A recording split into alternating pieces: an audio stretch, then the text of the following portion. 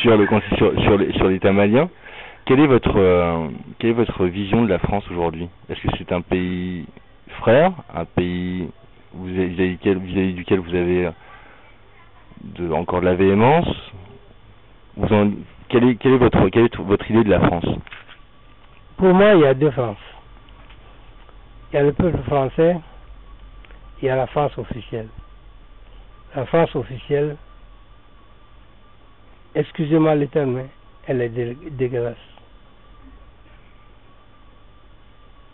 Le peuple français, c'est un grand peuple, par la pensée, par l'histoire, par la culture, par son niveau de civilisation. C'est un grand peuple, un peuple que j'aime beaucoup et que tous les peuples du monde aiment et estiment. Mais sa direction actuelle est assurée par une équipe qui, à mon avis, piétine les valeurs françaises. Parce que c'est une équipe qui n'est pas civilisée. C'est une équipe qui n'est pas cultivée. Et c'est une équipe qui n'a pas de respect pour le passé de la France, pour ses relations historiques avec le monde et pour ses devoirs internationaux. Donc c'est une équipe, je ne me situe pas au peuple français, mais j'éprouve presque de la douleur pour la France d'avoir à passer une période entre les mains d'une équipe de ce genre. Vous avez peut-être suivi les différentes émeutes qu'il y a pu y avoir en France dans les quartiers populaires. Vous en avez entendu parler. La majorité de ces émeutiers sont des personnes issues de l'immigration, des jeunes issus de l'immigration, qui sont nés en France pour la majorité. Quel est votre point de vue sur les émeutes qu'il y a pu y avoir? Je pense que s'il y a eu émeute, c'est parce que la France a perdu de vue son identité. La France est le pays le plus métissé du monde. Il n'y a pas de Français authentique. Tout Français est un mélange de quelque chose.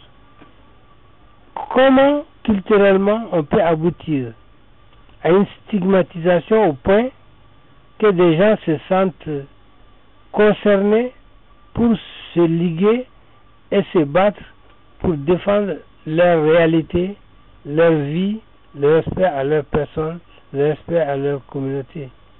Je pense que si ça a lieu, c'est que c'est la France qui a perdu la prise de conscience de sa propre identité. C'est un pays très très métissé qui doit au contraire transformer cet état-là en une valeur à faire prospérer pour la civilisation du monde.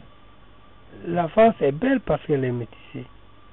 Et cette civilisation métissée doit être plutôt promue, propagée, pour que le métissage du monde entier aboutisse à une vraie globalisation de la civilisation, de la culture et de l'humanité.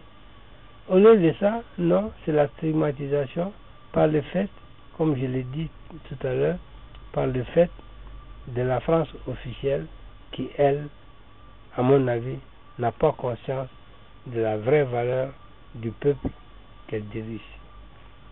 Puisque nous sommes au Mali, on va revenir au Mali et on va conclure là-dessus. Quel serait le message ou ce que vous aimeriez laisser comme message à la jeunesse malienne? Je dis à la jeunesse malienne qu'elle est issue d'un grand peuple,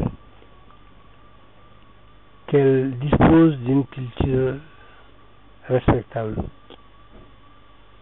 qu'elle a un territoire vaste, plus de 1000 km², c'est pas peu. Que ce territoire contient des richesses immenses, immenses à tous les points de vue.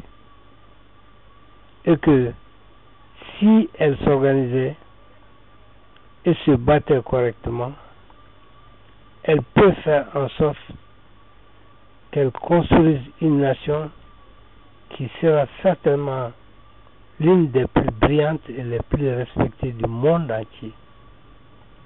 Je pense que ça arrivera un jour, parce que tôt ou tard, je pense qu'il va émerger une jeunesse suffisamment patriotique, suffisamment cultivée, pour savoir que la solution est ici.